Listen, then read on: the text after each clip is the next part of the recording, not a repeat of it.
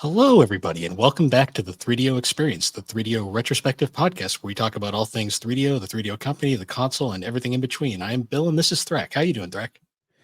Oh, I'm here, Bill.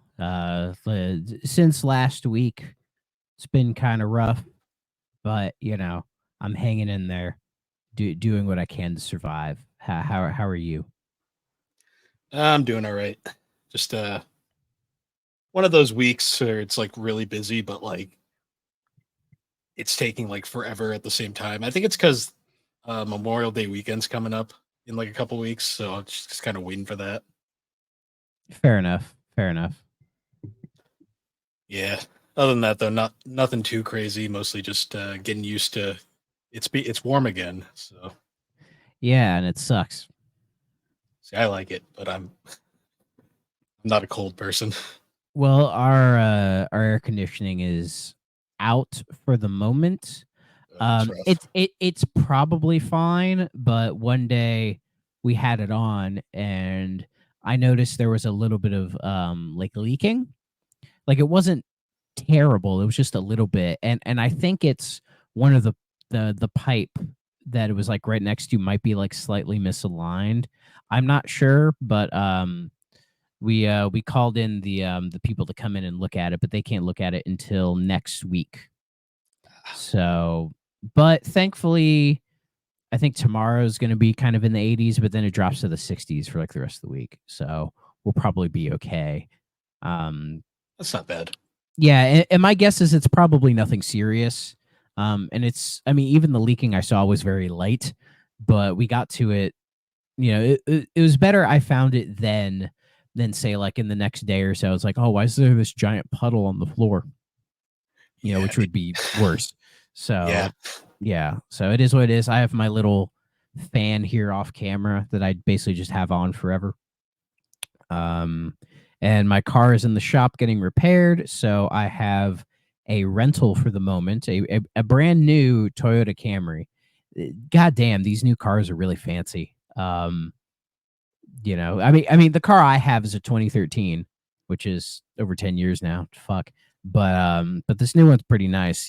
Has all the safety features and everything, and the Bluetooth to my phone is really nice. Mm. So I can scare the hose while I'm driving to work at 7:30 in the morning, which is what you should be doing when you're driving to work. That's what I do like every morning because I go in at 6, so I have to leave by like 5. So it's like dark. Yeah, but you heard it here first, everybody. Bill scares the hose. It happens. Well, we're recording this on Tuesday, and you guys know me as the Xbox guy. There was some Xbox news today. Bad Xbox news.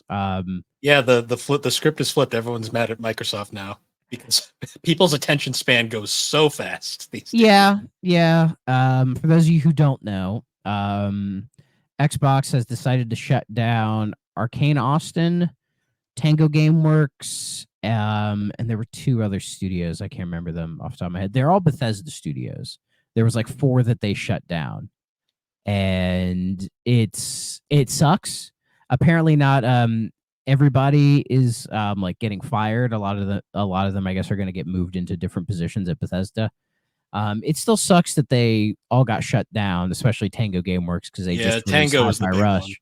Yeah, because they just did Hi-Fi Rush, which was really good, and people pulled out a tweet from Aaron Greenberg saying it was a breakout hit for them, and and they were like, oh, it was really good. But yet we also heard, oh, it didn't sell that well or whatever. I honestly don't know.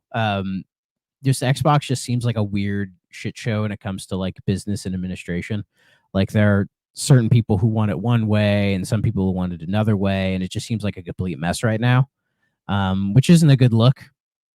So, and of course, people are now catastrophizing and say, "Oh, is Ninja Theory going to get shut down if Hellblade doesn't succeed?" And I hope that's not the case. Um, from what I from what I've hypothesized is that Bethesda saw how well the Fallout show did, and they're like, "Oh, we don't have a Fallout game like even in development right now." So my guess is Microsoft probably was like, okay, we need to reconfigure Bethesda so that they could be a 2-game studio, so they could work on an Elder Scrolls and a Fallout. And I unfortunately think this is how they thought was the best way to do it, which I don't agree with. It It seems sounds like they were fat trimming, but they did it the wrong way. yeah, exactly, because Arcane isn't gone. Like Arcane Lion still exists. They're the ones who are making that Marvel Blade game. So they're still around. It was the team that did Redfall that went away, which, again, it's like one rough game shouldn't be enough to kill a studio. At least I wish it wasn't. But it and also, like, Microsoft, they're not the only studio to do this. Sony does it routinely. Sony's done it, EA has done it, Take-Two has done it, Ubisoft has done it. Like, all the major ones are doing it. I think it's just that, like, Xbox kind of just did the biggest show of it recently, so it hits really hard, and I understand. Well, it's also the whole, like, just the way that, like, people are nowadays, where, like, they can only be so mad at something for so long, because let's face it, people already don't give a crap about the Helldivers 2 shit. They've already moved on from that. See, that whole thing seemed really fucking stupid to me. I don't know. That just once again proved to me that all you have to do to get Sony to back down is just bully them until they give in. And it's like, and people were mad that they had to, like, this game they had to, like, make an account for or something, and it's like, don't most, like, PC games want you to have some kind of account? I don't know. I'm not a PC guy. But, like, the whole thing just seemed really fucking it seemed manufactured. I'm sure there's some deeper reason behind it. I personally didn't give much of a shit because Helldivers 2 is a good game, but I don't really care that much. It's like, just make the account. Who fucking cares? Like, even though I have, like, Game Pass, I had to go through the rigmarole of adding, like, making an EA account and, like, linking it to my Xbox, so that, say, like, on the off chance I play, like, their PGA Tour game or something, I have, like, access to online features or something stupid. And yeah. I did it because it's like, whatever. It's not that big a deal. And if people are worried about, like, their, like, data getting tracked or whatever, it's like, well, one, they already do that. And two, a lot of them now, you can just uncheck the box to be like, no, I don't want you to do that. They probably still do it anyways. But you know what I mean? Like, the whole people bitching about Helldivers 2 thing seemed really stupid. Like, really fucking stupid. And it was like, it was watching brain rot. You know what it really was? Probably it was a slow news week. It happened and one person got mad about it and it just blew up. That's probably what happened. Like I said, there might be some bigger thing that I'm not really paying attention to because I don't care, frankly. But I don't either. I don't know, and all I can say is I hope that all the other Xbox studios are fine, like Obsidian, Obsidian, Ninja Theory, Double Fine, Compulsion, all those guys. I think they'll be fine. This seemed more like a Bethesda thing than an Xbox thing. I think this is more of a Bethesda thing, and Microsoft just kind of has to be involved. It feels just like it's Bethesda wanting to restructure. That's what it felt like to me. I mean, it's still shitty the way it was done, absolutely, but that's just my guess. I don't know. Like, people are just seeing like doom and gloom already, and just people catastrophize like crazy. And I get it. Like, the video game industry is not healthy right now. It's in a very weird transitional state of, like, people don't know what the next thing is or where we're going. I honestly don't know either. It's one of those. We're in a. They say, what is it that they say? It's a curse to live in interesting times or something like that. Yeah. And that's where we're at, where it's like, who knows? I view it as the industry is, like, relying way too much on, like, really big games, like these big AAA games, because it seems like everybody in the industry is waiting for GTA 6 to come out and, like, fix everything, because things are down. And so people are like, oh, GTA 6 will, like, come in and fix everything. It's like, well, GTA 6 is going to sell incredibly well. It's going to do, it's probably going to break all the records GTA 5 set, but it's just like that's not a good industry when like everything else is relying on that, you know? And then you have like I think I saw something, it was like 60% of like the games being played are or like 60% of like the game time or whatever is just spent on like 6 games. You know, and the Yeah. 6 games are like Fortnite, Roblox, Warzone, whatever, Minecraft, you know, that PUBG. kind of stuff. Yeah. PUBG, all that stuff. And a lot of devs are like, how the fuck do we deal with this? You know, the fact that just like most people are just playing that. You Well, know it's what I like mean? they say like Netflix's biggest competitor is Fortnite. Not because of streaming, just in terms of like attention, like that it's taking from like potential viewers. Yeah, and I had heard somebody, I forget where I heard this, but somebody said that like Minecraft and Fortnite and Roblox and all that, in a way, kids are probably treating that the way we used to treat, say, like, you know, MSN back in the day, where it's Mm, like it's just a thing you socialize with your friends with, you know? And that's kind of the vibe I've gotten from some of like, you know, some of the people I've talked to who are younger than me who play games. They usually just play like I knew one guy who just played Apex, but the only reason he played a lot of Apex was because him and a group of friends played it. So they would just hang out and play that. You know what I yeah. mean? It's a thing kids do to socialize, you know, which isn't a bad thing at all. But it, you know, I don't know. Things are just fucking weird right now.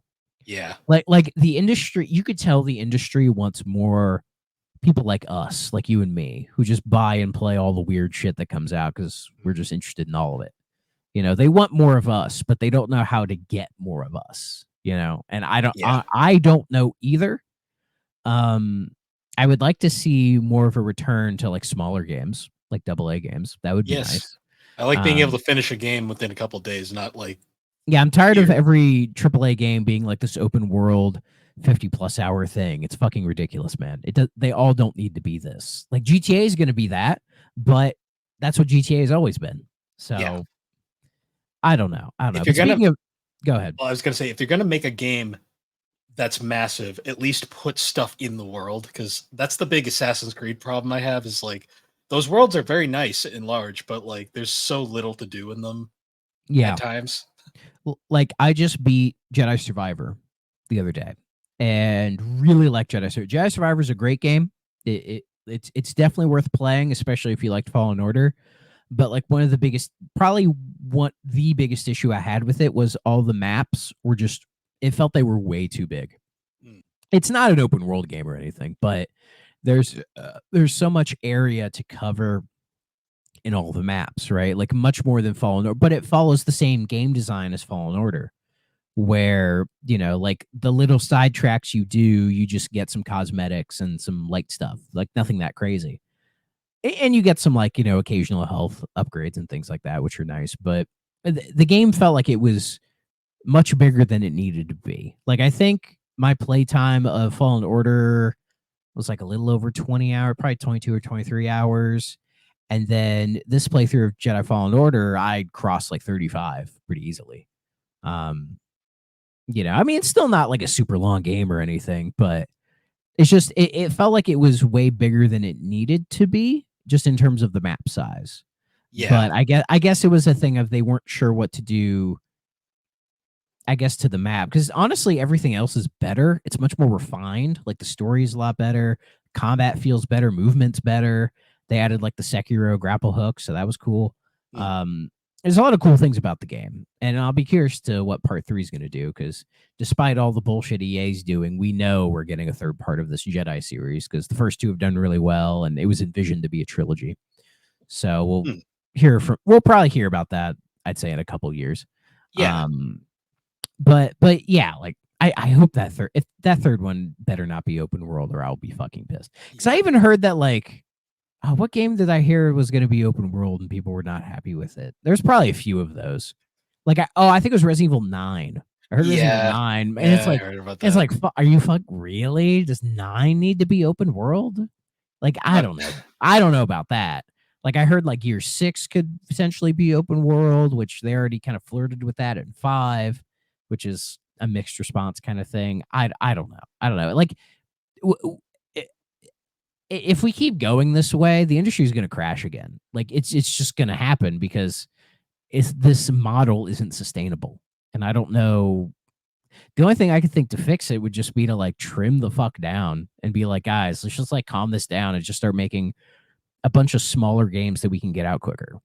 Hmm. Because it seems the answer is just more product for people to get, and the only way you're going to make more product is just make smaller games. Because even when I think it was when Sony had the Insomniac leaks or whatever, and they were like, oh, Spider-Man 2 costed this much to develop, and it was a lot of fucking money.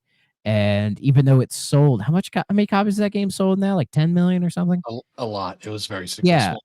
Yeah, but apparently it's like barely broke even Yeah. on those numbers. And it's like, I don't know how the fuck do you sustain that. I really don't. And you have like, Square Enix being the biggest, notoriously like, oh, this underperformed kind of company, and Square Enix is doing their bullshit right now too. So like, who knows what's gonna happen, honestly, but it's just we're not in good times. No. We're not. No, Us. and I feel bad for everybody at Bethesda and Xbox who have like lost their Yeah. jobs over this.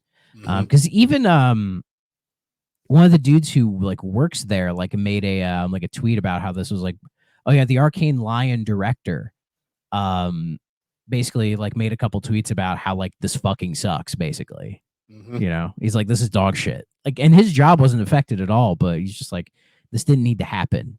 And I completely agree, because it's fucking Microsoft. They have the money to keep these people up. I have a very strong suspicion, like we had kind of alluded to it earlier. Microsoft is kind of just there through this whole thing, and this was all Bethesda kind of working at its own. Yeah, but like Microsoft is bankrolling them because they fucking own them. So Yeah, I and feel like they're letting Microsoft's them a be. $1 trillion company. Like they Yeah, have the money to keep an extra like 1,900 people on the payroll. Like I don't know, man. Like it's if they wanted Arcane Austin to help out on like the next Fallout game, they could have just been like, hey, all right, next thing is you guys are going to help out on the next Fallout game. They didn't have to close them. If they wanted Tango to do that, or I don't know. I don't know. I heard Tango was kind of on um shaky ground when Shinji Mikami left anyways. yeah. So That's kind of why I feel like they didn't even bother keeping the name around. They just moved everyone somewhere else. yeah, because like they weren't gonna fire Shinji Mikami. Like there's like that's way too bad of press to do that if he was still there, Yeah, Like that's not a good look because he's a legend. So I don't know. I don't know Shinji Mikami's doing these days. He's just done. he might have moved to some other project. I haven't really paid attention lately. Let's see. He left in February of last year. He planned to leave apparently 8 years prior, but he's like, "Oh, they got all these games in the works. I'll make sure they're done." So his personal reasons to leave, he comments a desire to create an environment for young developers to gain experience and to distance himself from the survival horror genre. So my guess is he might be making a small indie studio again.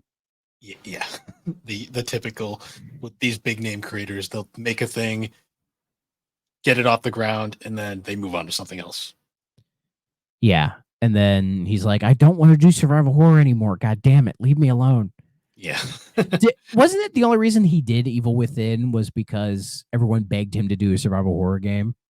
Yeah, pretty And much. he just went, fuck it.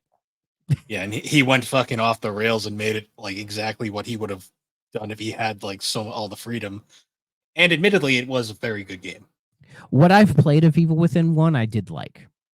2 was even better. So yeah, so I like to get back to him at some point, but before we get into our I mean, hell, if the industry's about to like, I wouldn't be shocked if say like the industry crash and there's like say a 1.5 year period where nothing major comes out. could happen. And the thing is, it would hurt the industry, but I feel like all of us would just be like, oh, thank God we just play our fucking backlogs now. Like a crash of this industry would affect the industry, but it wouldn't affect us. At least I don't think so. Because like all these companies would make sure to keep all like the servers up so we could still play, so they could still get some money coming in, And like the original crash, I mean, it's probably going to be strictly like an American thing again, anyways, because like Japan wasn't even affected by the original crash either. So I'm sure. I mean, I don't know the numbers. I'm sure, but I know Japan's game industry is different than ours. Yeah. I mean, hell, like every time Capcom does well, they're just like, oh, everybody gets a raise. Yeah. and Nintendo's retention rate is what, 98%? Yeah, generally people who work at Nintendo don't leave. So Yeah. Well, I think we know the true culprit of this, and that is Western capitalism. That's the real problem. uh, I said s- it. I spe- said the quiet part out loud. We know it's the fucking problem, okay? speaking of that somewhat, we should probably, this is a 3DO podcast, we should probably touch on the limited run games incident recently. Oh fuck. Yeah. You say that, Bill. I need to take a swig of water. Yeah. So recently, Limited Run has announced that they're making 3DO games all of a sudden. And their whole big thing was they're re-releasing Plumbers Don't Wear Ties and D of all games. Well, it was discovered that the copies of D that they had printed were printed on CDRs. And apparently they didn't work on every 3DO. Yeah, so the version of D is already out. That Plumbers Don't Wear Ties, it was like a 1-day pre-order thing. And it was around the time we had finished the episode, I think. Yes. It was like, I think the day after, like literally. Yeah, and I just went, fuck it. I ordered it. I think it was like what, $69 or something stupid. So, and as far as I know, it's either not shipping or arriving until August. Like that's what it had said.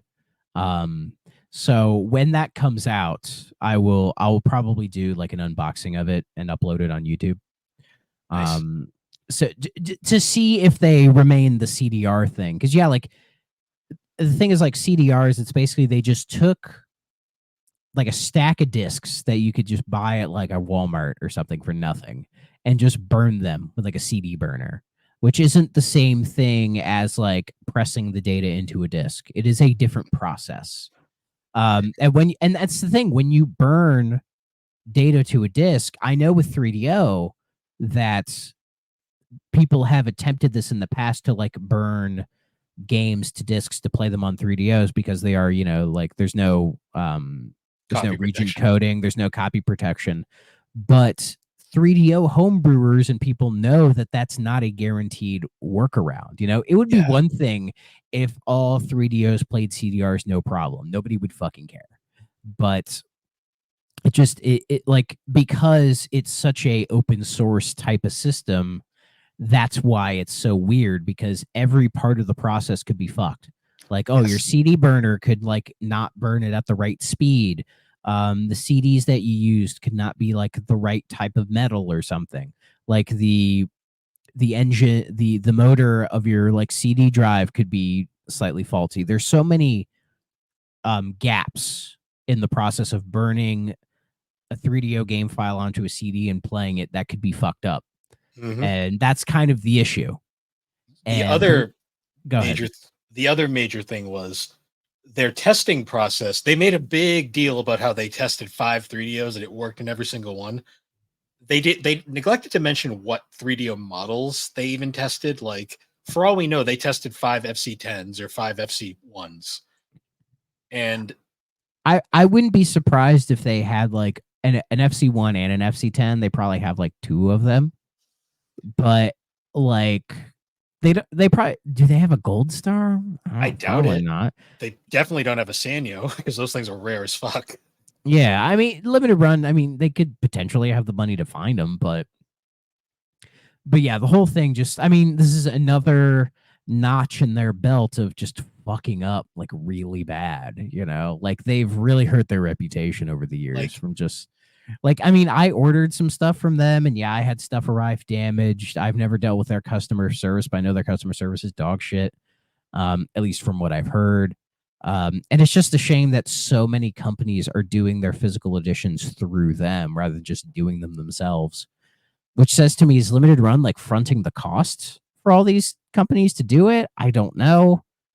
It's a best. There are other companies that do this kind of limited run thing, but it's like much smaller, like indie stuff. You know what I mean? Like Limited Run are doing fucking like the Laura Croft collection and like the Castlevania collection and Mhm. like Hi-Fi. I think they're doing Hi-Fi Rush, assuming that physical edition's still happening. I have a feeling it is, Yeah, but you know, like because all the like they're doing like some like big notable games now, which just seems so weird to me. You I know, just like Far Cry 3 Blood Dragon got a physical.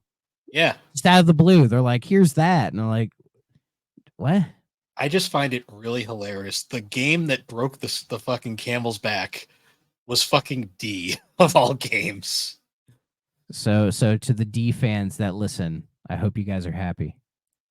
You know what's funny too? D's not even that rare of a game. Well, the 3DO version's rare, but like the Saturn version is pretty common. Like it's not even Yeah, like but people wanted the 3DO version. Like Limited Run have kind of attached themselves to the 3DO.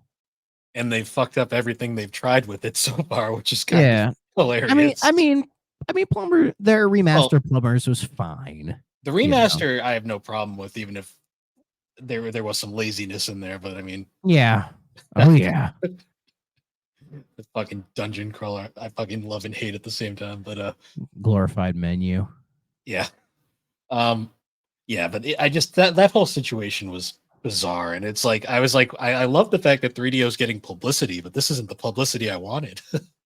Yeah, and then Limited Run was like, "Oh no, we did it, we swear," or whatever. It was fucking weird.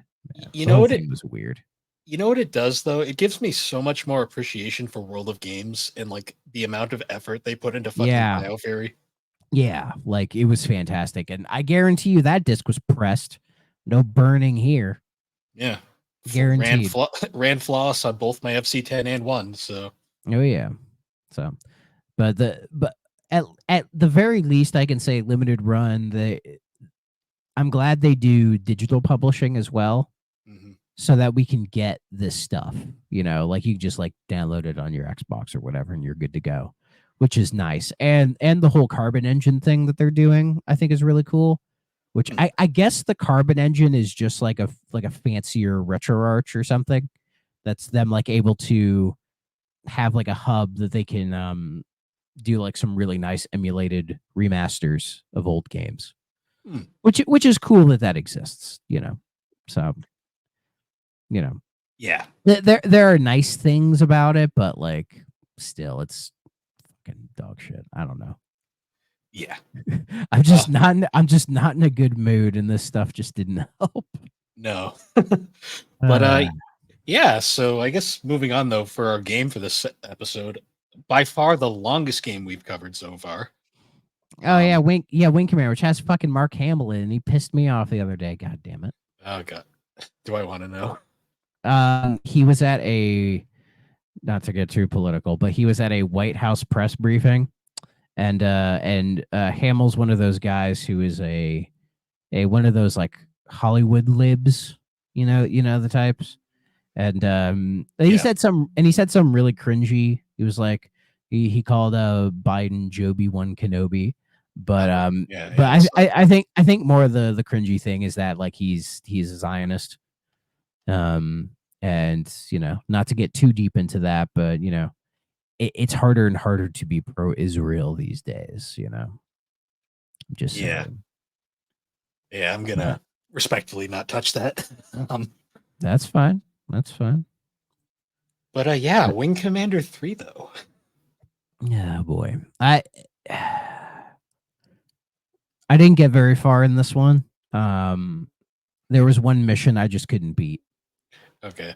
I just couldn't do it, and it was on the first fucking disc too, and I couldn't beat that it. that's fair because there's some things about the 3DO version that make it probably not the definitive way to play this game. Yeah, I actually watched some footage of like the PC version, and it looked much more appealing to me. Yeah. So I played the PlayStation version because I don't currently own the 3DO port. And For the audience at home, here's the 3DO version. Like I love the art for it. You know, it just looks like a Drew Struzan type like movie poster. You know, what's weird is the USRB logo is a sticker.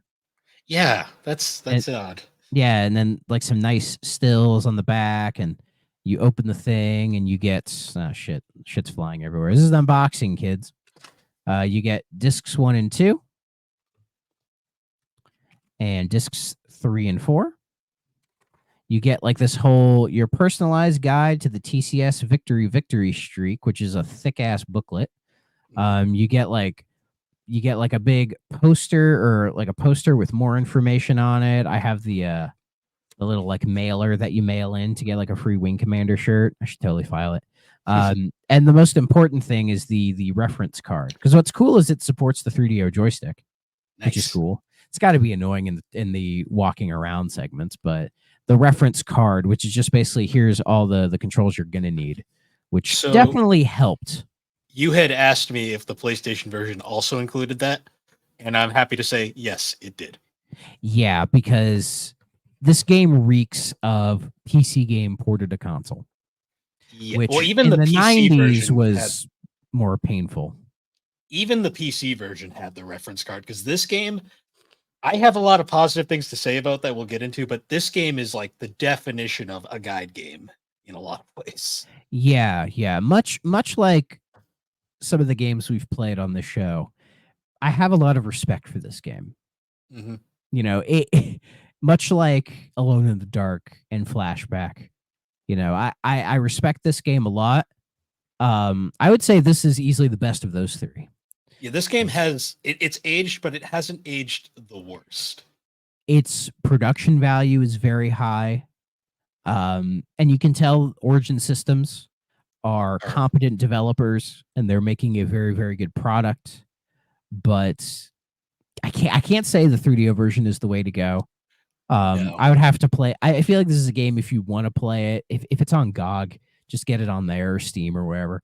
So before we start, I actually have a list of things that were changed for the 3DO version, if you'd like me to share some of those. Oh, yeah, from the Wikipedia page, right? Yep. So the biggest thing that's probably the biggest kind of reason why I'd say not to play this for the 3DO version, difficulty select was removed for 3DO.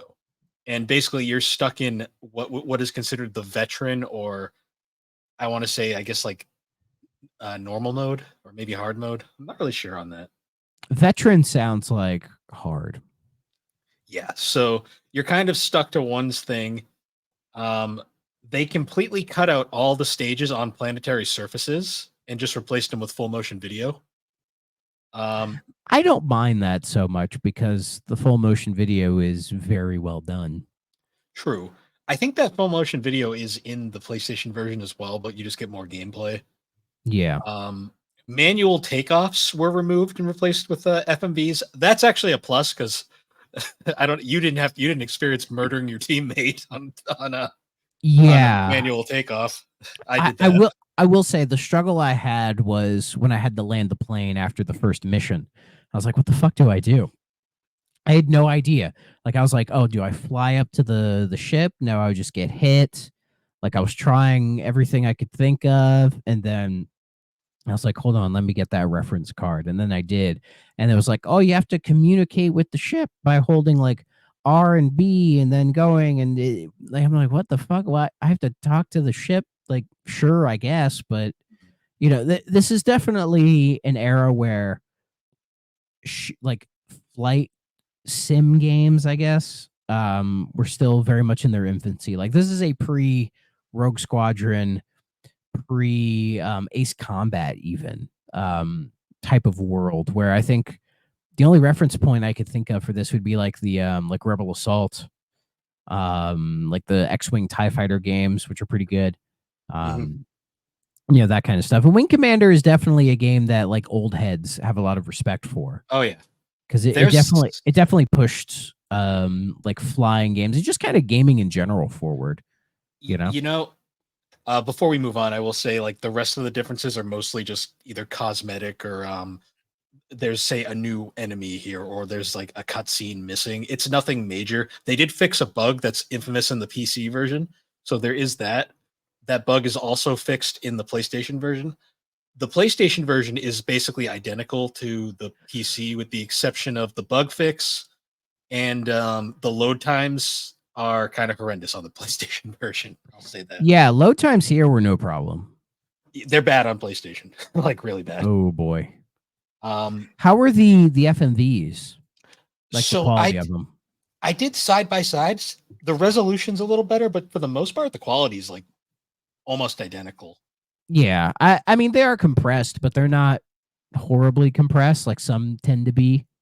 Yeah.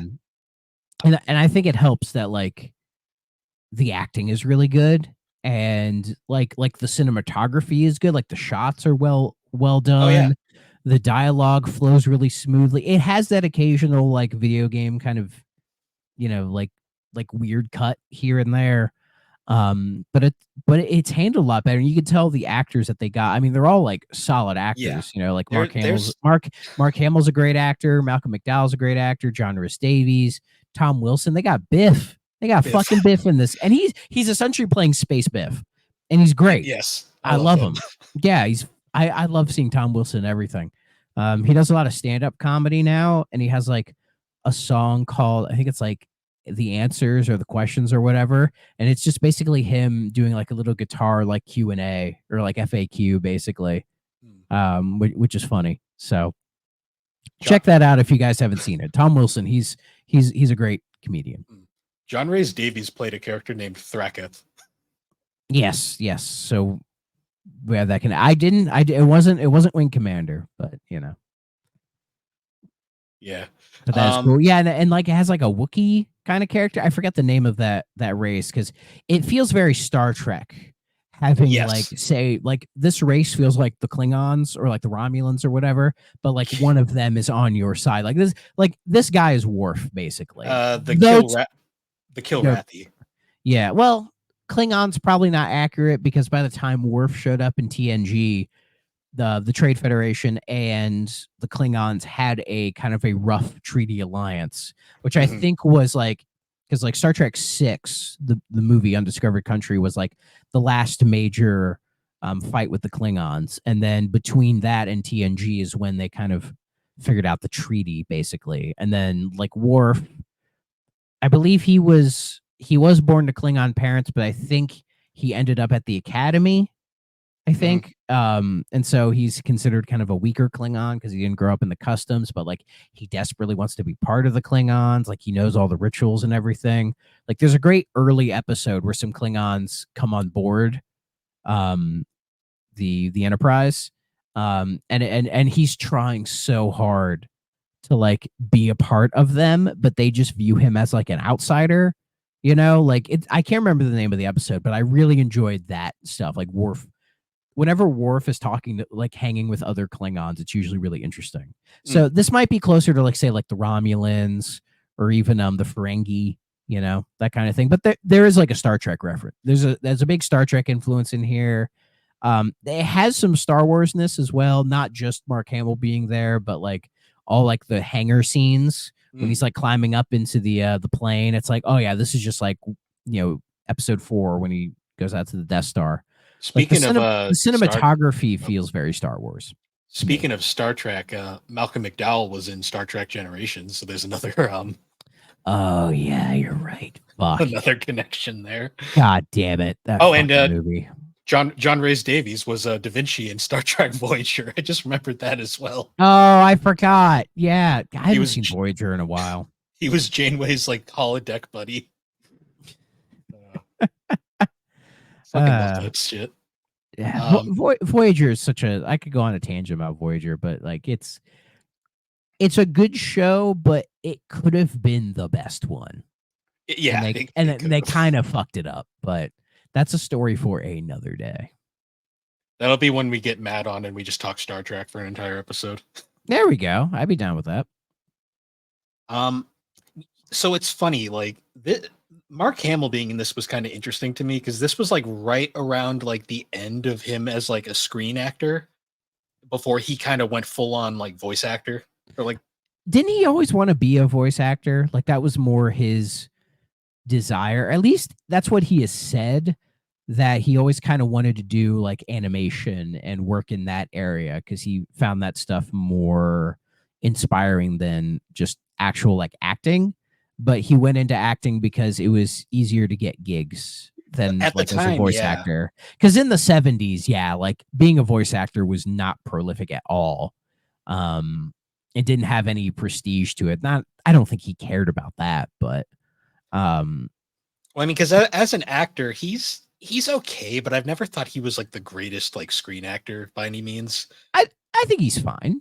Like he's not bad. He's just kind of like he's very serviceable, I guess is like the best way to say it. But he's not like He works don't- as Luke. He works Hmm. fantastically as Luke because he sort of has that kind of boyish thing when he was Luke, where it's like, yeah, it's not the best, but he's like kind of figuring it out. It fits for some reason, I think, like him as Luke. But But then outside of that, yeah, like years later down the line, then he becomes the fucking Joker, and he is like the definitive voice of that character to this Yeah. day. yeah, and he still does voice acting roles to this day. Like it, like when you become a voice actor, you just end up doing so much stuff. Like it's ridiculous. Like he's done like a bunch of video game roles. Like he's been in the Gabriel Knight series. He was in Full Throttle. He's fucking Goro Majima in the first Yakuza game, like the To the- PS2 original. So memorable that he doesn't even fucking remember doing it. Yeah, which is great. He's in fucking Kingdom Hearts games. Oh like yeah. Legend of Spyro, Darksiders. Like You'll hear his voice pop up a lot. Oh, exactly. Oh shit, he was the narrator in Big Red 1. Yeah, he was. That's crazy. What's so funny is people have asked him about like the video game stuff, and I don't think he remembers any of the video game stuff No. because I think he just kind of lumps it all together. I mean, I'd be curious to ask him about the Wing Commander stuff because it's probably more. He probably remembers it more because there was a lot of on-screen acting, you know. So I don't know, but I mean, his performance in Wing Commander is pretty good. Like, I he's- like him. I like he feels like an older Luke Skywalker, doesn't he? like an older Luke like- Skywalker before If- like the grizzled like bum Skywalker we got in fucking It- the Disney Star Wars movies. If Luke Skywalker was just a pilot and never was a Jedi, Hmm. he would be Colonel Christopher Blair. Yeah. So I guess before we get deeper into the game, we should talk about Origin Systems a little bit. They are Rip. Speaking of dead companies, one of the many victims of EA. mm, Origin Systems is they're a fascinating developer. Like they're most famous for the Ultima series of Western RPGs that are like too much RPG. oh yeah, Richard Garriott, Lord British. Mhm. What is he doing these days? He's probably not Um, doing it. He's probably not doing it. Apparently, he does He- space stuff. He's He an has fucking- entrepreneur and private astronaut. Are you fucking kidding me? Good for him. Oh God. Um, He has flown to the International Space Station. So before like Bezos and Elon was doing all this shit, Lord British was doing this off of selling fucking Ultima, yep. which is just boggles my mind. Like what Now- the hell, dude? The other series that they were most known for was Wing Commander, and the man behind Wing Commander is kind of an infamous guy these days. Not for anything super bad, just because of his inability to finish a game. Chris Oh, Roberts. They published the original System Shock. They did. Huh. Well, I'll be damned. We can make a connection from Wing Commander to BioShock. That we can. Hell yeah. So Chris Roberts Chris Roberts is essentially the Hideo Kojima of Wing Commander. You didn't have to say Kojima is just like he's the main guy. Well, I say that because Uh, like it's to the point where he has oh. he's got his name on the fucking case, like a Chris Roberts game kind of thing. Oh, he does. I never saw that. Yeah, there it is. Here, let me pull it up. Down there. Yes. That's cute. Again, I think it adds to the cinematic nature of it. Do you think Kojima saw that and went, I could do that? Does this game predate Metal Gear? I think they came Yeah. out. Yeah, it does by a little bit. This came out Um, late 94. Metal Gear Solid was 90. Oh, it was 98. Okay, yeah. Okay. Metal Gear Solid. Metal Gear had been out already, Well, but yeah. But, those are different. Those don't count. No, they do, but they're different. I say hit Kojima because Chris Roberts was very much into the cinematic aspect of gaming. Like he wanted to take like those FMV games and actually make a legitimate game around them that actually flowed properly, which he really did. Because Wing Commander to me is like the real beginning of like kind of mixing the cinematic with gameplay almost seamlessly. It's definitely one of those games when people talk about like good FMV games in terms of like really good acting and production value. This one always gets brought up as they're Well, like, holy shit, they got all these like big name actors and like the acting isn't like corny dumb or just like over the top silly. And the game itself is pretty all right. like you can actually take all the cutscenes and watch them in like a movie form on like YouTube, and it's actually makes sense and it's actually pretty entertaining. Yeah. Like it's not like you don't watch it because it's bad, you watch it because it's actually pretty good. Yeah. And it's like 90s sci-fi. So you know what you're getting yourself into, you know? You know what game this series kind of this game in particular kind of reminded me of? Yeah, the movie is it's just under 2.5 hours. Mm. I may end up watching it just out of curiosity. That's why this is a 4-discer because it's mostly FMV. Yeah, that's what's taking up that disk space. I guarantee you the game itself could probably fill one of those discs, no problem. Yes. Yeah, it's funny when I was playing this because I haven't played this game in like a decade because I played it back when it came out and then that was it. I forgot how much this game reminded me of Mass Effect I could see that. because like there's the segments where you're just walking around the ship and just chatting with your crew members. That's the best part of the game. Oh yeah, it's I love fun. all that stuff. Yeah, like I can't remember her name off the top of my head, but So like there was the two female the love interests because you can do that in this game as well. I killed mine by accident, but and then the EA connection as well. Mm-hmm. So there was Rachel Corollis and Robin Flint Peters. The one I'm thinking of, I can't remember. It's just I remember going into the locker room and you just see her like sitting there, like her legs like man spread or whatever, and she's just sharpening a knife, like very menacingly, and just looking up at you while she's sharpening. She's like, "That damn fucking Wookiee! I hate Wookiees." I want to say Flint, maybe. She's Ashley. She's the space racist of this game. Yeah. And you can date her. I killed Ashley and felt nothing. Actually, Caden. No, that's no. Actually, I killed Caden because I thought that's actually not. Yeah, I killed Caden because I thought Caden was boring, and I thought, well, Ashley's a more interesting character, so I'm curious to see her character development. She has some, but you got to wait till the third game. But yeah, she has some. Yeah, she basically doesn't exist in 2. So well, she shows up for a cutscene where she yells at you for betraying her, and then goes away for the rest of the game. And I was like, man, I was gonna bone you, but now that you're being an asshole, I'm gonna go bone. What was her name? Miranda. I didn't like Miranda, but that's for another story. I kind of like Miranda, and I hate that I do because don't they say like she's genetically engineered for the male gaze, basically? Yeah. And I'm like, damn it, I fell for it. And then they gave Ashley a fan service upgrade in the third game because of Miranda. That was bad. And she spends most of that game in a fucking hospital bed. Yeah. God damn it.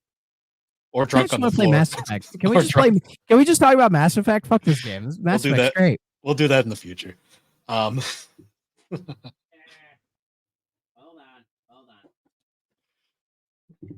Too many games. Yeah. Love it. Nice. And I still need to play it. I have it. I'll do Mass Effect Andromeda. I'll play it one of these days. I need to know. I need to know. So going back to Wing Commander though, I love the walking around the ship segments though, like just chatting them up. Like, did you accidentally make enemies all the time? No. And what the fuck was her name? She was the girl who was like, she had like the default loadouts or whatever. Was it Ashley? Was that her name? So there was Rachel and there was Robin. They were the two girls. It might have been Rachel, because she was the girl who was like, hey, like if you want to change your loadout before the mission, like come on this computer or whatever, we'll chat. And every time I'm like, she wants to fuck you. Like it's obvious. Like she's giving you the fucking bedroom eyes, the whole nine. And I was like, shit. And I didn't get far enough. I assume something happens. I doubt You this can, game. I doubt the game goes as far as say Mass Effect does. No, which you don't. Which still isn't that far, but You don't see anything fun. But you can. I don't know if I'd want to see like Mark Hamill take his like shirt off and like try to like this isn't like Empire Strikes Back where he's like kind of ripped. Like this is you can tell he has like a bit of a gut and all that, and that's fine. There's nothing wrong with that. But like that's for his wife to see. That's not for me. Yeah. No, there's nothing too insane, but you can date them, and you can also accidentally get them killed, like I did in the final mission. Yeah, I remember I looked up a walkthrough of this, and there was a bunch of like mission trees, and they all were basically like, oh, if you let your wingman or wing person die at like this mission, like everything like alters the course or whatever. You can kill your wingman on takeoff, like I did multiple times. Why would you do such a thing? Because the takeoff, like manual takeoff, is fucking stupid. And always do automatic. Never do it yourself. Because it's going to end badly. That's amazing. You know. Anyways, Chris Roberts. What were you saying about him? Oh yeah, before we got sidetracked. Yeah, Chris Roberts is one of those types that is very much like he goes like super hard into everything he does. Like he's a perfectionist in a lot of ways. Yeah, and I totally get that when I looked up his most recent project. Yeah, Star Citizen. It's still in development. It's never coming out as far as I'm concerned, but you can play it. So there's a lot of he just went hard into the sci-fi stuff. Like every other game he's done, like Star Lancer, Frontier Wars, Freelancer. I'm like, this all just looks like he still wants to do Wing Commander, but he like lost the rights to it or something. Mm-hmm. And he has another fucking game in development called Squadron 42, which I guess is connected to Star Citizen. Oh, It's the single player version. Yep. And he's getting the cast includes Gary Oldman, Mark Hamill, Gillian Anderson, Mark Strong, Lee. Like holy shit, got all these big name actors. They probably recorded their parts years ago, and they're gonna look so much younger than they are now in this game. Wasn't it like this like raised like a shit ton of money in crowdfunding, and then it still hasn't. Is it available in any sort of playable state? You can play the beta, and apparently it's really fun, but it's just fucking never coming out at this point. Yeah, it was announced in 2012. Had a Kickstarter. Pre-production began in 2010, with production starting in 2011. It's garnered criticism for its long production process, a lack of a clear release date, the challenges backers have faced in getting a refund after abandoning the project. Launch of the game was initially anticipated in 2014. So, like, yeah, it's just it. I think this happened with Duke Nukem Forever. This is probably happening with Beyond Good and Evil 2 as well. And that's like the main person at the helm just wants this to be like the biggest, best thing ever, and are like trying to stay up to date with everything. And this is a case of the guy just seems way too ambitious. And it's like, dude, calm the fuck down. Yeah. It's because even if this game comes out now and it's perfectly fine, it's going to get dog shit on. Oh yeah, it's kind of like the whole idea is like it's a massive space universe, and we've in that time had No Man's Sky, which admittedly had a rough start, but is a very good game these days. Yeah, Starfield, which isn't everyone's cup of tea, but is a pretty decent game from what I've heard. Starfield's fine. Mass Effect, I think, released throughout this entire game's development. No, Mass Effect 1 was in I think 2007. Right. And then Mass Effect 2 was 2010, and then 3 was 2013. So and then Andromeda was 2017. So most of it was done in that time. Yeah, Mass Effect, which you can get the whole thing now in one nice little compact collection, and it's amazing. Just play this. Star Citizen people, just play this. Though I'm sure some of them did, but fuck, I want to play Mass Effect again. But the most baffling thing about Star Citizen is the fact that it crowdfunded over $676 million. Which is insane. Like that's like most big budget AAA games don't even get like half that. And it's like not, apparently he's developing it in like portions too, which is bizarre. Yeah, it's like and he has like contract developers helping him out as well. Apparently, like there's like private funding as well within the game or something where it's like he's had people like help bankroll the development of like the whole thing just seems yeah. really fucked up. For reference, his last original game before Star Citizen was Freelancer, and that came out in 2003. Yeah. Like I don't know what I just don't know. Like I don't think he's fleecing everybody, but I could see why people would think that. I think he's a George Broussard, only less insane, who is basically, he's such a perfectionist that he just can't stop. Yeah, and there's been like legal issues as well. Like a bunch of people try to get their money back, and like there's been like court cases about it, and Crytek sued them over what, using the Cry engine or something. Probably. Yeah, fuck. And then wow. Yeah, it's a crazy thing. That's what Chris Roberts is known for these days. But back in the day, he was the wing commander guy. Yeah, that like again, this feels like something that could only happen in like the US. Whereas I feel like a European developer couldn't get away with this bullshit. No. No, not at all. Yeah, because I imagine if he just streamlined it and just released the game as like a wing commander type game, it'd be fine. But with all the money he got, like he can't do that. He fucking can't do that. It's just, it's not a good look. Yeah. So going the website just crashed on me. I tried to get it to load. I'm not even kidding. And I was just looking at it and it just crashed on me. Okay, now it's working. And yeah, these cutscenes look really, like the footage I'm seeing looks really nice, but there's no reason to be hyped. Like zero reason. All the people I know that were interested in the game back in the day, they don't give a shit anymore. They've moved on to other things. Yeah, honestly, you could just say this is footage for like the next Mass Effect in development, and I'd be like, yep, that's what it looks like. It looks like Mass Effect. Yeah. And it's just fucking play Mass Effect. Yeah, I still think Mass Effect kind of broke the sci-fi meta for me, because there just hasn't been a game since that has really topped it. Yeah, for real. Like Mass Effect was such an amazing trilogy of games. Like weirdly replayable despite being so story driven. Having just enough RPG mechanics to not be tiring. It had it in the right places with the dialogue trees and all the relationships you can develop with people, and the gameplay is super solid, and it's just so much fun. Like the time I spent in Mass Effect was so much fun. I still think about it. Now, Mass Effect is an amazing game, and that's why like the whole trilogy is great. Oh yeah. But that's why I say, like, when I was playing this the whole time, I was like, this reminds me so much of Mass Effect. Like the ship segments alone, just going from character to character, because it has kind of the same kind of like gameplay loop where you go around the ship, talk to everybody, do your get your like relationships up, then you go and do a mission. It's like Animal Crossing. You do your dailies. Yep. You check in with everybody to be sure everybody's okay, and then you're like, all right, on to the next mission. Yep. But Mass Effect never had ship combat. No, it really, which is interesting to me in a lot of ways that they never did that. I think it's fine because I mean it would have been cool to control. Oh fuck, what was the name of the ship?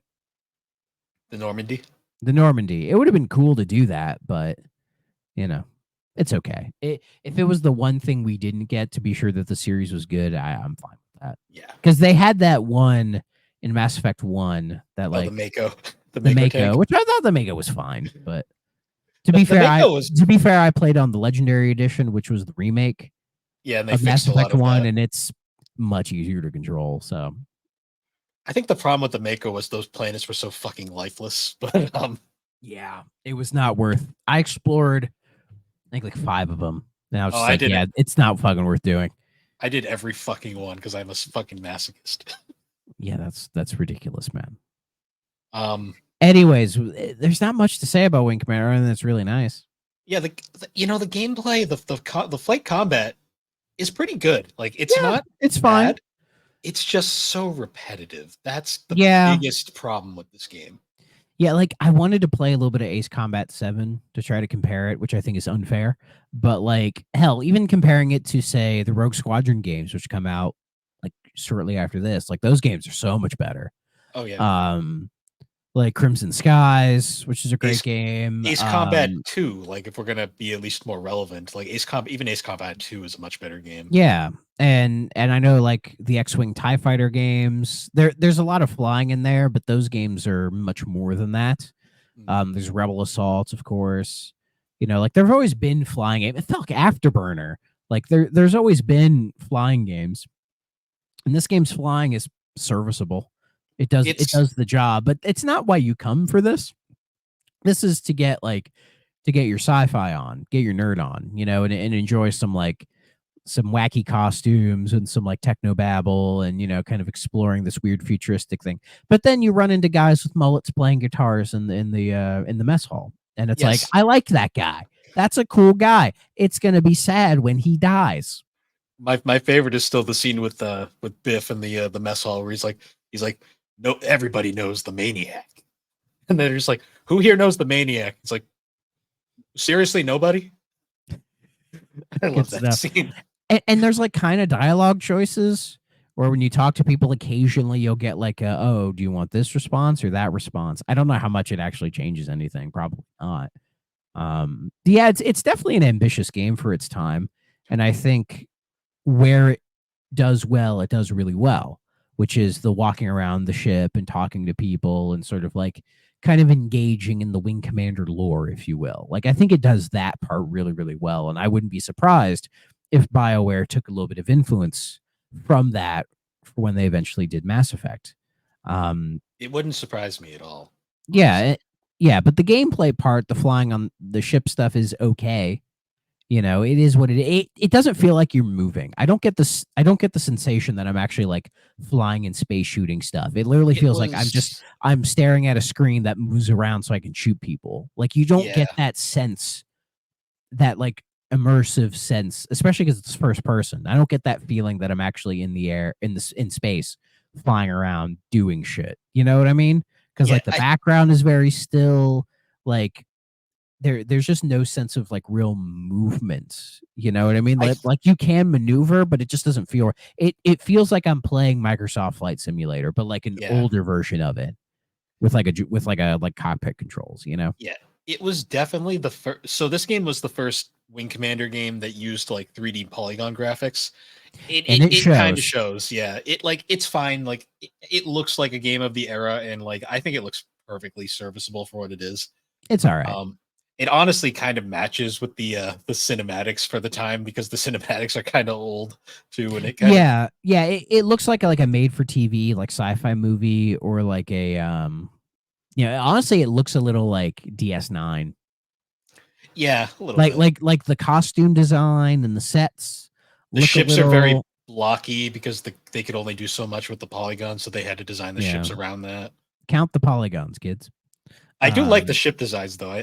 Even though yeah. they're blocky, they're kind of fun.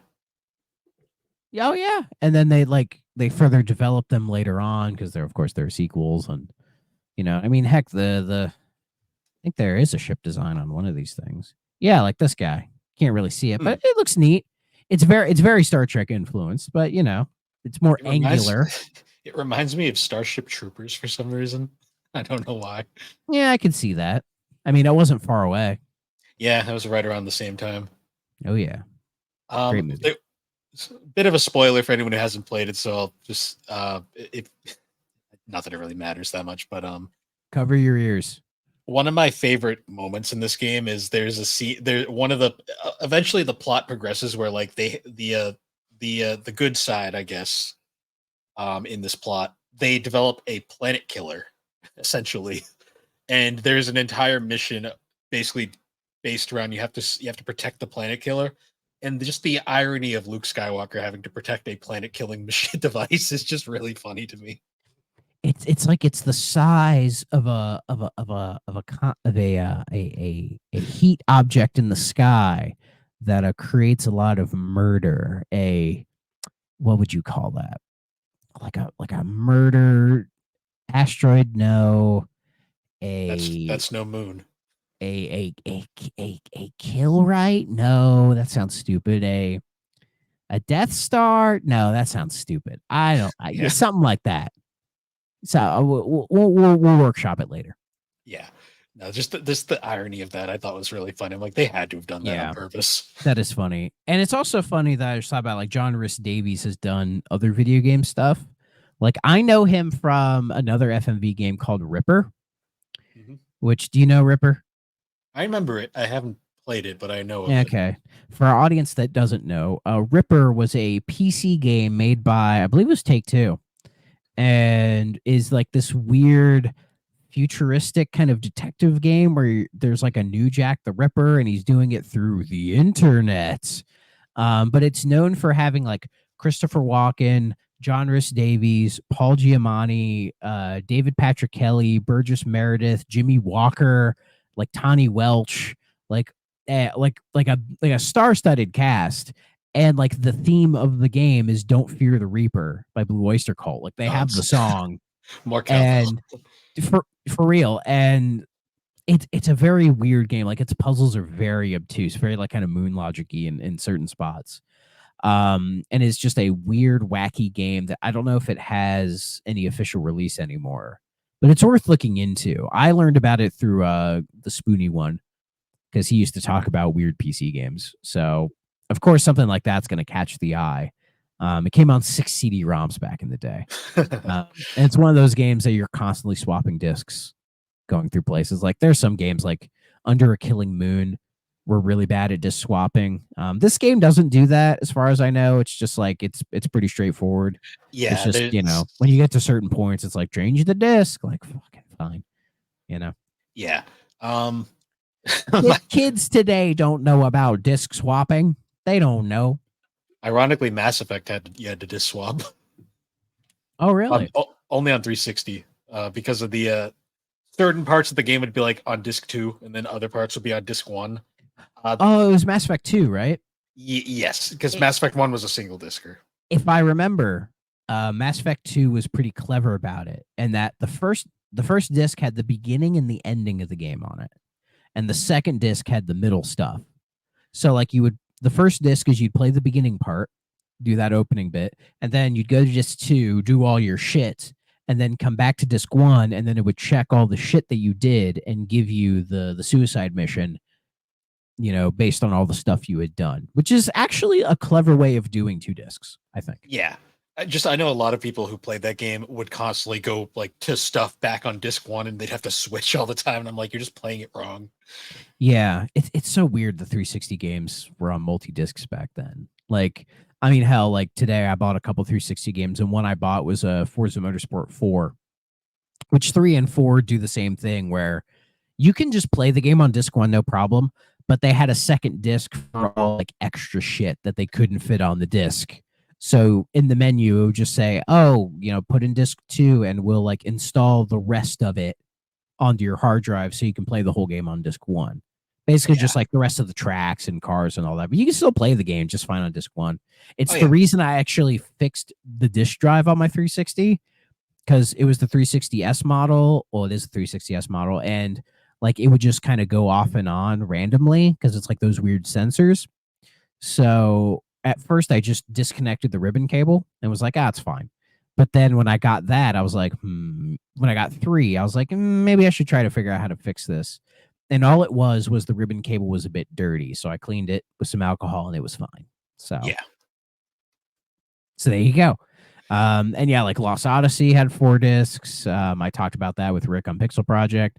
Blue Dragon's 3 discs. Final Fantasy 13's 3 discs. LA Noire was 3 discs. I remember a lot of people were weirded out by that. It was really just the sign that was like Blu-rays were the future kind of thing. Yeah, Blu-rays were adopted at that point. Xbox stuck with DVDs. I mean, it would have been interesting if the 360 was an HD DVD drive, like baked into it, not the separate one. Well, HD DVD was just kind of doomed from the start. I know, but like if they wanted to stick with that format, if they had baked it into the 360, it probably would have lasted longer. But Derek I don't think Microsoft was willing to do that. Alexander, Stop Skeletons from Fighting, did a pretty interesting video talking about how the HD. He did a whole thing about the HD DVD drive and like how it kind of was like designed. It kind of deliberately, like, Microsoft like basically didn't care about it, and like it was part of the rise of Netflix. It was a really interesting video. I recommend like checking out at some point. Yeah. HD DVD was kind of doomed from the start because it felt like Blu-ray. But didn't Blu-ray hit first? And then HD DVD first, and then Blu-ray came out after, but Blu-ray was just significantly better. Yeah, because HD DVD was Panasonic, right? Yes. And because they had done the original DVD, I think. And then Sony was like, "Oh, we have like the Blu-ray or something." I forget. Blu-ray was a partnership between Sony and Philips. Okay, how ironic. And and then Panasonic did the HD DVD, and then that whole mess. You know, basically with all media formats, porn went to Blu-ray, and that just automatically made Blu-ray win. Is that what happened? I feel like the PS3 helped Blu-rays as well. It was partially that, but that's just always been like the thing. Like it's like, even though like you go back to like VHS and Betamax, the porn argument only makes sense with VHS, whereas it felt like by Blu-ray standards, like was it really? I don't know. That's kind of just how it always goes. Like, because it's funny because Betamax was technically superior in quality, but VHS could hold more, I think, and porn went with VHS, and that was it. Yeah, Beta can hold, I think, roughly like an hour and 20 minutes on it, whereas a VHS tape could go like over 2.5 hours. So yeah, and I believe I've watched a Beta tape. It is cleaner than a VHS, but unless you actually look at it, it's not that big of a deal. It's not that big a difference. I think it was a similar thing with like Blu-ray and HD DVD. Blu-rays could hold more, so that just kind of automatically defaulted them to win. Yeah, I think so. And now we are where we are, where I think Microsoft has to pay Sony a slight fee for having the Blu-ray drive in the Series X. Yeah, that was exaggerated from what I've heard. Apparently, it's barely a drop in the bucket. No, but Sony was smart because I think part of why VHS and DVD succeeded so well was once they were made, they became like public domain, basically. So anybody could make them, no problem. Whereas Sony, when they did the Blu-ray, they're like, no, we're keeping this. So that when people make a Blu-ray, they have to pay us a little something. Yeah, I think Sony and Philips both get a little cut. Yeah, probably like micro pennies or something. Yeah. How many people are making Blu-rays these days? Not as many. Not as many, but there's still physical media still has its fans, and there's still a very strong but yeah, and Blu-ray never took over the way DVD took over VHS. True. Yeah, because you can still get DVDs to this day. Oh yeah. And all Blu-ray players play DVDs, so. Yep.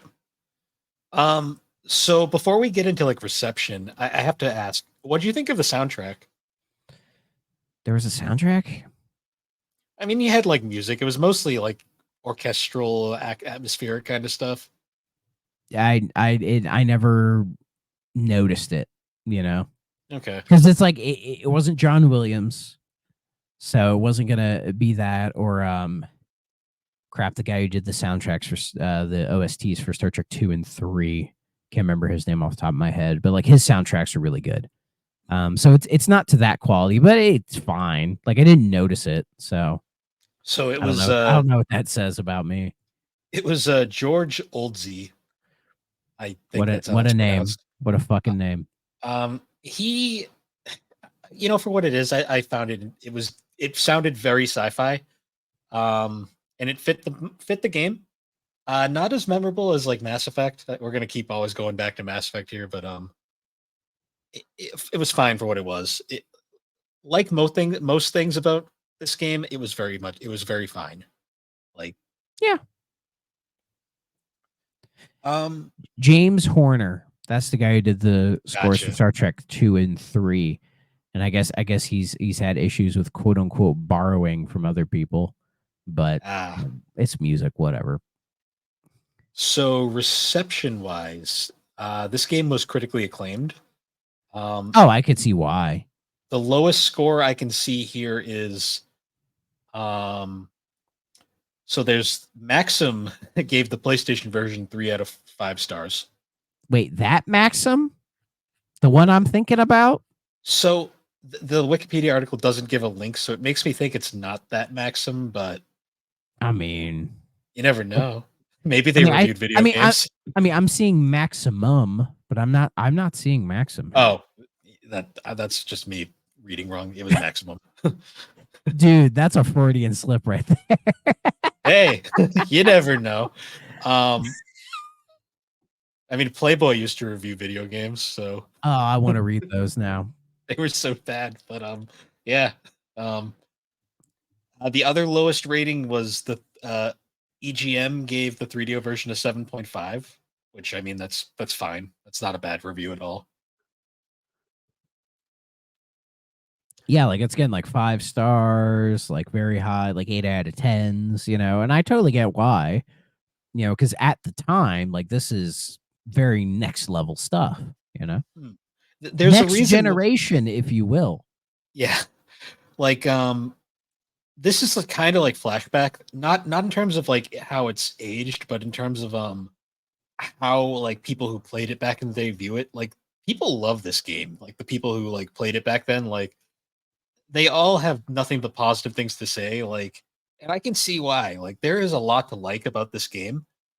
It's just when you play it now from a modern standpoint where you've just seen better, its flaws kind of stick out a bit. Yeah, but I think it's a game that's aged better than the previous two games we've talked about in this Yeah. way. You know, Yeah. like it was still an enjoyable experience from the time that I had with it, despite my getting stuck on one mission. There was still like a lot to like to it, and it had a charm to it. Yeah. Honestly, I'm kind of tempted to play Wing Commander 4 now, just because kind of in the mood, but that's probably for another time. I've heard Wing Commander 4 isn't as good. I've heard that too, but some people say it's the best one, so I don't know. I guess if you're like a super fan, I don't know. It's probably not Star Trek 4, which is the best one, but Yeah. the whales. I got the whales. It's kind of sad though, like Origin, like their downfall is really kind of sad to me because they basically got shut down by Microsoft and their trademark would later be not Microsoft, EA. Their trademark would later be recycled as EA's Steam for a while there. Oh, that's right. But apparently Oh God, that's so right. EA recently just got rid of the Origin name and now it's just the EA app. Oh yeah, because it's tied to like EA Plus or something. Yeah, I think they got rid of the Origin name because all the people that were pissed that they were using Origin for that. Yeah, because because Wing Commander 4 was one of the last games they did. Then they did that Wing Commander Prophecy, which is the 5th game in the series. That's the Game Boy Advance one, isn't it? It had a PC version in 97 and then got a GBA port in like 03, which felt just completely fucking random, but whatever. I have that, and it's very it's something. It's whatever. Yeah, and then Ultima Online started around that time, and I think some people still like Ultima Online for what it is. It probably has fan servers. And then Ultima 9, which was the game that killed that series. Yep. Killed it fucking dead. There's a really good video, I forget the guy who did it, where it's the history of RPGs, and it's like the super long video. And there was a point in like the late 90s where like Ultima and Wizardry and all that were still going, but they were just making like these games were taking too long to make. And when they came out, they were just not great. But you had companies like BioWare and the people who made the original Fallout, and even Bethesda coming through with like games like Daggerfall and Baldur's Gate and all that. Kind of signaling the next era for RPGs at this time. Yeah. So and it's weird. It feels like we're kind of hitting that again almost. Because RPGs are in a weird spot. One last thing about Wing Commander before we go to okay, must play, stay away. Do you remember the Wing Commander film? Oh, the Freddie Prinze Jr. one. Yeah, the one with Shaggy and Scooby. I mean, Shaggy and Fred. Which one, Scooby? I know of it. I've never watched it. I've heard it's fucking terrible. So Chris Roberts actually directed it, which is really funny to me that I mean, he has one on Kojima. He's actually made a movie. he has. So it's really funny because my dad loves this movie, and he had no idea it was based on a video game. Is it like so bad it's good?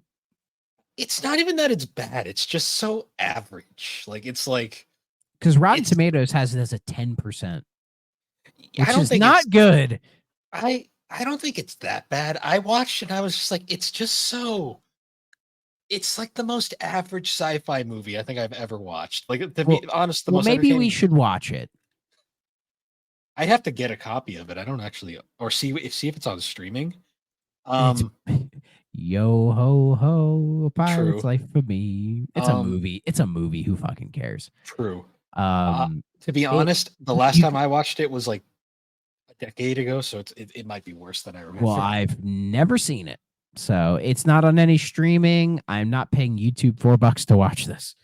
It's probably like $1 on eBay if I really want to watch it.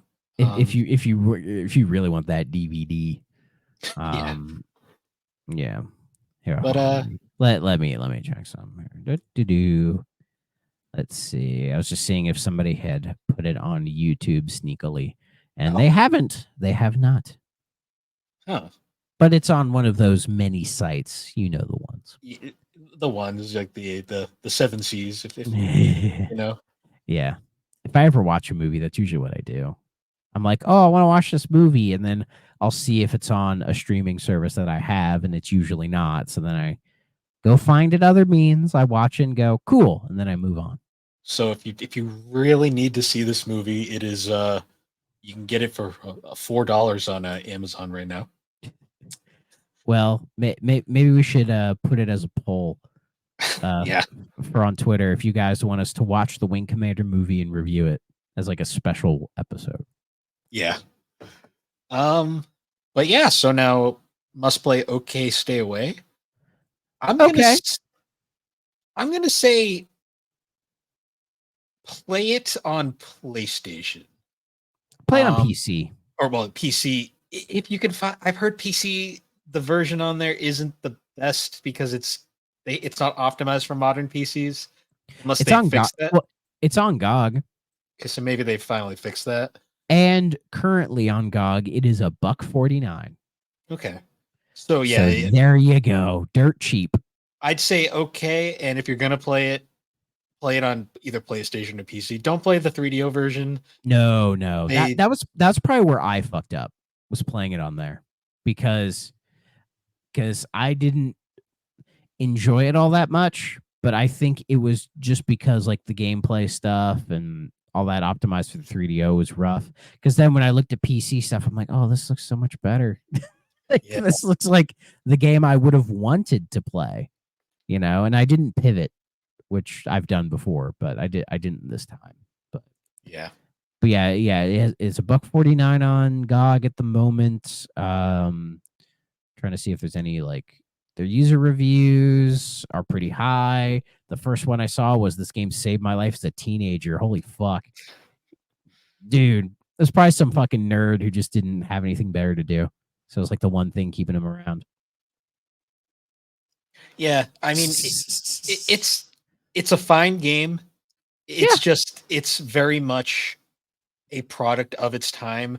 I can see why this game is loved so much, but unlike Flashback, I actually found the game to be an enjoyable experience for the most part. It just it just kind of jank nowadays. That's just yeah.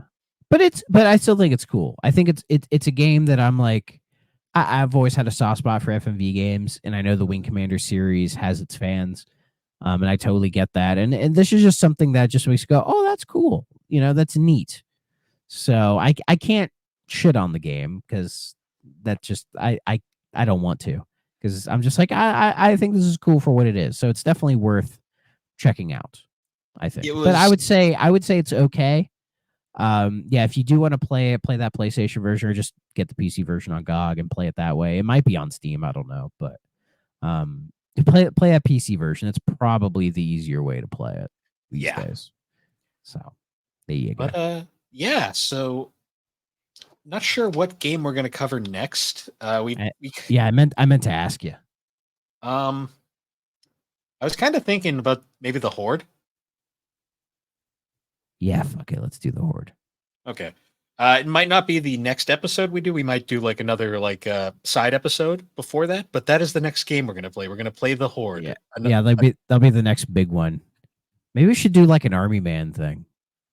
Maybe we can start touching on those. Yeah, because on my little Amber Nick, it has were there 3 Army Men games on GBA? There's 3 on GBA. There's Advance, Operation Green, and Turf War. Yeah. And I keep seeing them going, should I pull the trigger on playing one of these fuckers? Should I do it? Advance is hilariously mediocre. That's all I'll say. I mean, that's my life, man, so I'm fucking here for it. All right, so yeah, we'll settle on the Horde as our next main game, and we might have a few side game or side content in the process while we play that one.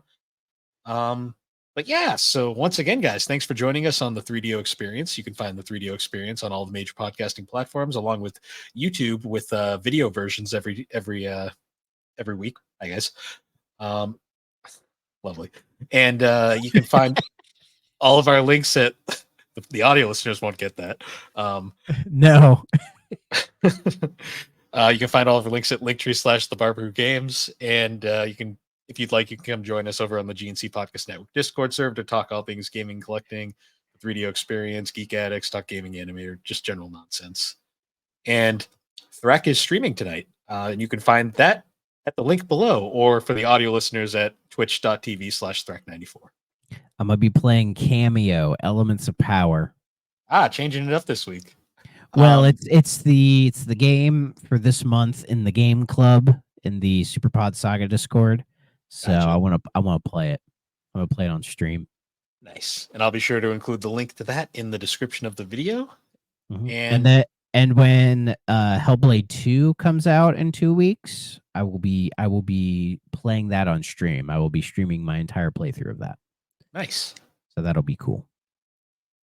All right. And with that, everybody, we will see you all later. Bye-bye.